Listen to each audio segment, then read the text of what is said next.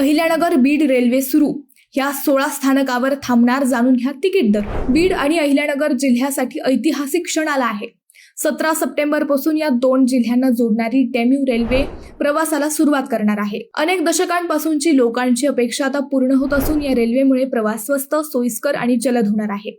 या ट्रेनचा शुभारंभ बीडचे पालकमंत्री अजित पवार यांच्या हस्ते होणार आहे। तिकीट फक्त 30 ते 40 रुपये। बीड ते अहिल्यानगर हा सुमारे 170 किलोमीटरचा प्रवास डेम्यू रेल्वे 5 ते 5.5 तासात पूर्ण करेल।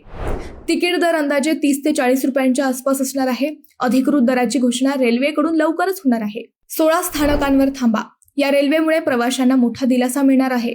बीड अहिल्यानगर मार्गावर ही गाडी एकूण 16 स्थानकांवर थांबेल।